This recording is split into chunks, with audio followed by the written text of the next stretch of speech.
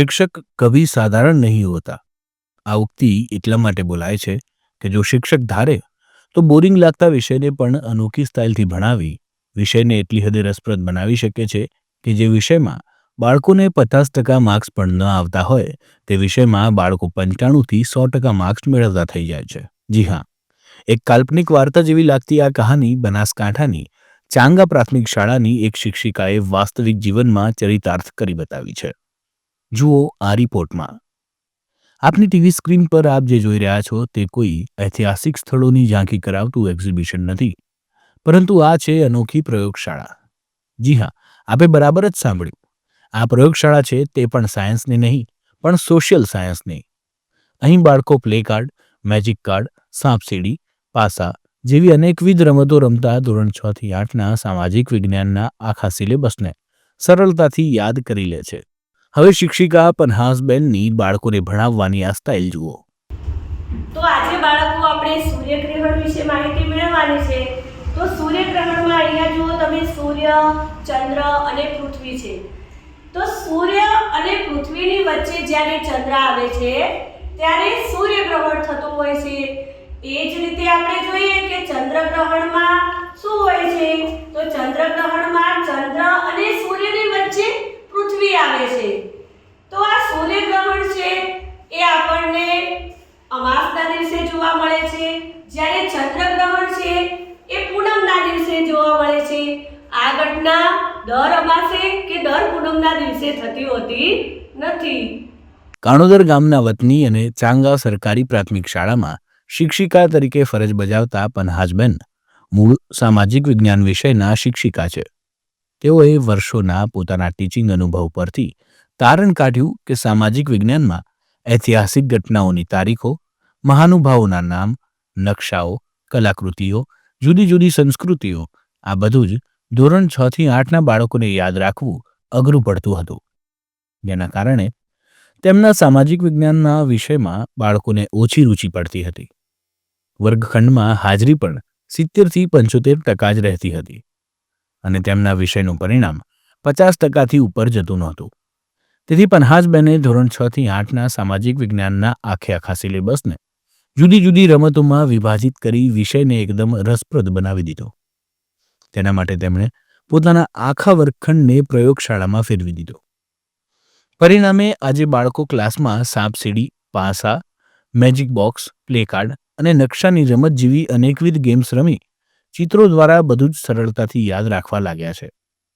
હવે અહીં ભણતા બાળકો પોતે શું અનુભવી રહ્યા છે તે જરા જાણીએ.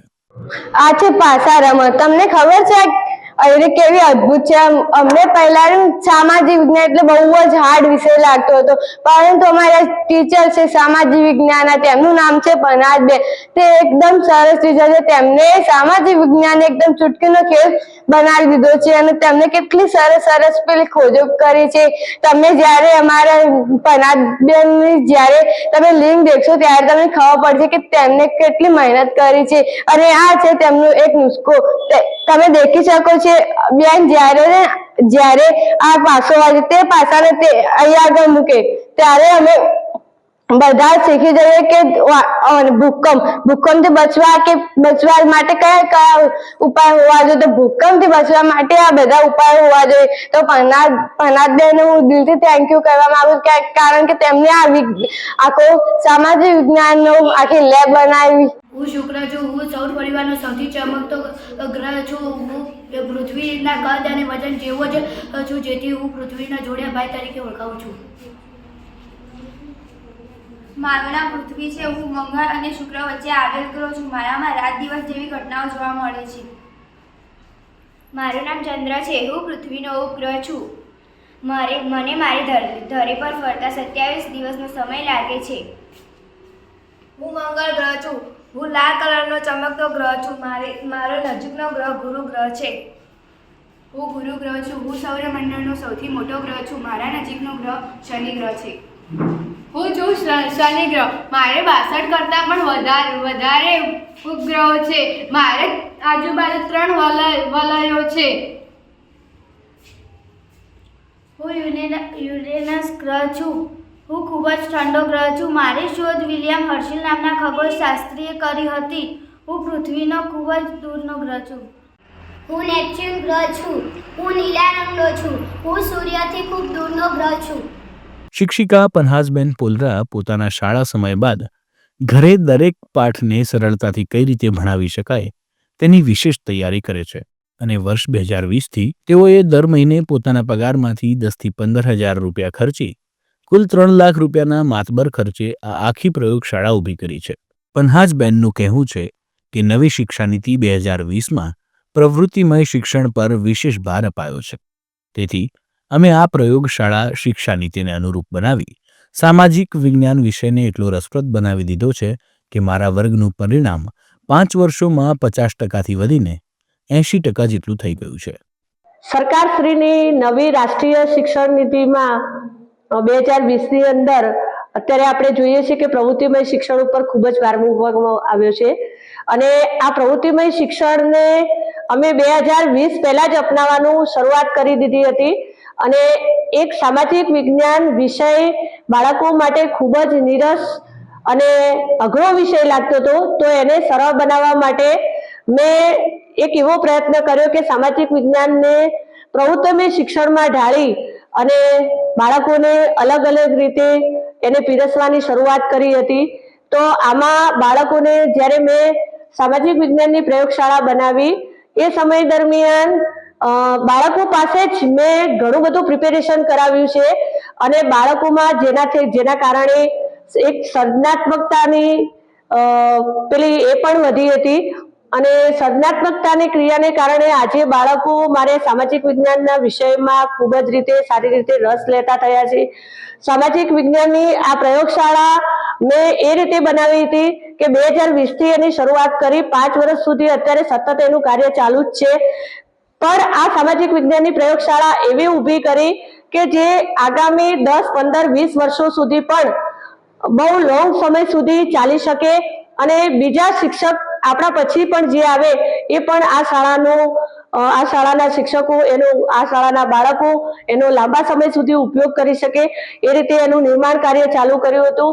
આજે બાળકોની અંદર મને આ સામાજિક વિજ્ઞાનની પ્રવૃત્તિમય શિક્ષણના કારણે તેના સારા એવા પરિણામો જોવા મળ્યા છે.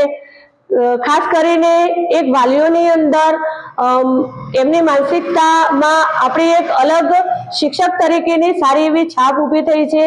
બાળકો પણ મારા પિરિયડની અંદર ખૂબ જ રસ લેતા થયા છે. બાળકોના એકમ કસોટીના એમના પરિણામોમાં પણ સુધારો જોવા મળ્યો છે, એમની હાજરીમાં પણ સુધારો જોવા મળ્યો છે.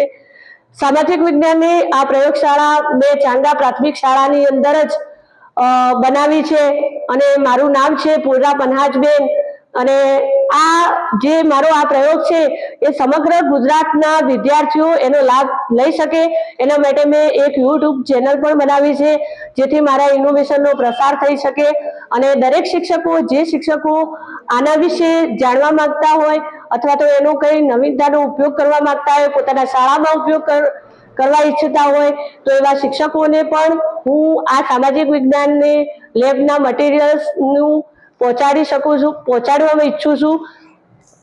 તેમ છતાં આ જે સમગ્ર જે કાર્ય કર્યું એમાં મારા આચાર્યશ્રીએ ખૂબ જ મને સહકાર આપ્યો હતો. એના સિવાય મારા સ્ટાફ મિત્રો પણ મારા આ કાર્યની અંદર ખૂબ જ સહકાર આપ્યો હતો. Thank you. બાળકોમાં ગોખણ શક્તિ નહીં પણ સમજણ શક્તિ ખીલે તે માટે શિક્ષિકા પન્હાસબેન પોલરાએ જે અનોખો પ્રયાસ હાથ ધર્યો છે તે માટે તેમને બેસ્ટ ટીચરનો એવોર્ડ પણ પ્રાપ્ત થયેલો છે. આ અંગે શાળાના આચાર્યએ જણાવ્યું હતું કે પન્હાસબેનનું બાળકો પ્રત્યેનું સમર્પણ ભાવ અન્ય શિક્ષકો માટે પણ પ્રેરણાદાયી છે. ચાંગા પગાર કેન્દ્ર શાળામાં સામાજિક વિજ્ઞાનના બહેન શ્રી પન્હાસબેન પોલરાએ પોતાના ખર્ચે સામાજિક વિજ્ઞાનની પ્રયોગશાળા બનાવેલી છે. જે વિષય દરેક બાળકને ભારે લાગતો હોય, કંટાળાજનક લાગતો હોય તેવો સામાજિક વિજ્ઞાનનો વિષય એક રમતની સાથે અને મોડલોની સાથે બાળકો વધારે સરળતાથી શીખી શકે છે અને એને કારણે બાળકોનો તે વિષય પ્રત્યેનો પ્રેમ વધતો ગયો છે અને તેનું પરિણામ અમારી શાળાના રિઝલ્ટની અંદર પણ જોવા મળેલું છે. તો આવા ઉત્સાહી બહેનને કારણે શાળા આજે ફક્ત તાલુકામાં નહીં પરંતુ બનાસકાંઠા જિલ્લાની અંદર અને ગુજરાતમાં અગ્રેસર થઈ રહી છે. તો આવા બહેનથી દરેક શિક્ષક પ્રેરણા લે તેવી શુભેચ્છાઓ. એક તરફ રાજ્યમાં અનેકવાર સરકારી શાળાઓમાં મળતા શિક્ષણ પર સવાલો ઉઠતા હોય છે, તો બીજી તરફ આજ ગુજરાતમાં પન્હાસબેન જેવા એવા પણ ગુરુજનો છે જે સાચા અર્થમાં શિક્ષણની ધૂણી ધખાવી રહ્યા છે. અને પહેલા કેટલું રહેતું હતું અંદાજે? પહેલા ઓછું 50% જેટલું રહેતું હતું. પહેલા 50% રિઝલ્ટ રહેતું હતું અને રિઝલ્ટ હવે 80% જેટલું રહે છે. અને હાજરી જે પહેલા 75% રહેતી હતી તે આજે 95% રહે છે. અને આ બધું શક્ય બન્યું છે પ્રયોગશાળાથી. અને એ પણ એનો જે ખર્ચ છે એ પણ તમે પોતે ભોગવો છો. તો આપણે જોયું એક ટીચર, એક સરકારી શિક્ષક જે બાળકને ભણાવવાની સાથે બીજા અનેક વહીવટી કામો પણ કરતું હોય છે. જે સરકારી પ્રાથમિક શાળા કે જ્યાં શિક્ષકને કોઈ અન્ય વહીવટી સ્ટાફ પણ નથી આપવામાં આવતો, તેને તમામ કામો કરવામાં આવતા હોય છે. અન્ય અનેકવિધ કામો, સરકારના અનેકવિધ પરિપત્રો, અનેકવિધ આદેશો, તે છતાં પણ જ્યારે કોઈ શિક્ષક ધારે તો એ પોતાની શાળાનું જે રિઝલ્ટ જે છે એ 50%થી વધારીને સીધો 80% સુધી કરી શકે છે. તેનું બેસ્ટ ઉદાહરણ છે પિનાસબેન પોડવા જેવા ટીચર કે જેઓ પોતાના ઘરના 3 થી 5 લાખ રૂપિયા જેટલો ખર્ચ કરીને બાળકોના ભવિષ્યને ઉત્તમ બનાવી રહ્યા છે. તો આજની સ્ટોરીમાં આટલું જ. જો આપની પાસે પણ આવી દમદાર કોઈ સ્ટોરી હોય અને કોઈ રચનાત્મક કાર્ય કોઈ કરતું હોય તો આપ અમને ચોક્કસથી જણાવશો. નમસ્કાર.